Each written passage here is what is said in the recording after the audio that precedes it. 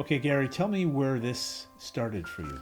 I think the story really started about 1992 or so, when I was cleaning out some things from my father's basement, and I noticed a sort of an old metal filing cabinet, two-door filing cabinet, must have been from the 40s or 30s, and I opened it up, and there were some old file folders in it.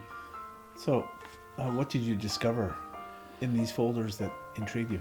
Well, eventually I found a whole drawer full of material about some cousins, relatives from Romania, from northern Romania.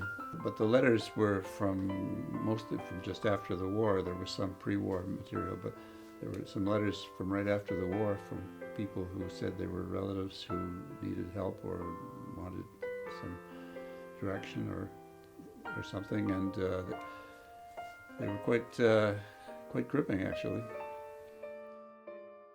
I have a cousin who lives in New York State, and she's about 10 years older than I am. She mentioned his name to me a couple of times over the years, saying, had I ever learned anything about Michael Fried? And I really didn't know who he was.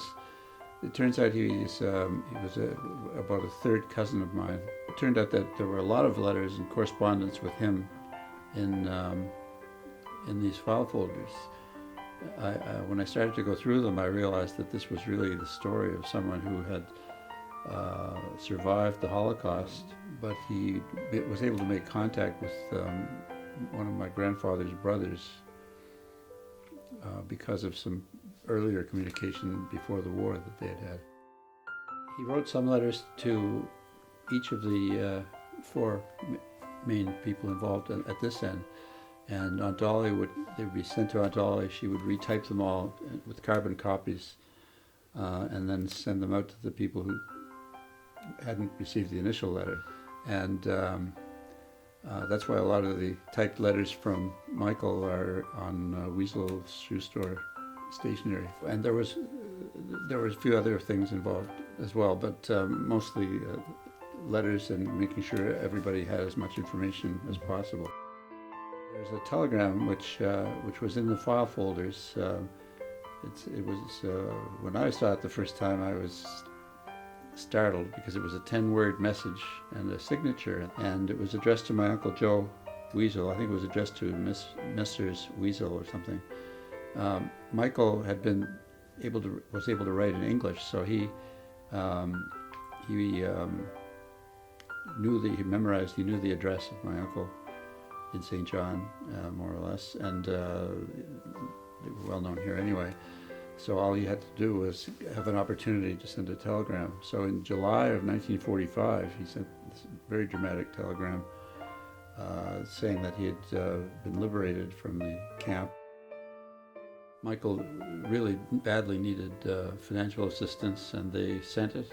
They were in batches of about $100 each, and there must have been 20 or 30 of them. Now, $100 in 1945 to 48 was like $1,000 now or something. So it was a pile of money, yeah.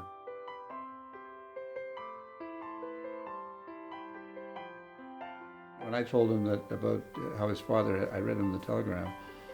I sent him a copy of it, and it said send money or something, and he said, "Did they send money?" And then I said, "Yeah, actually they did quite a bit." He said, "Well, thank you very much."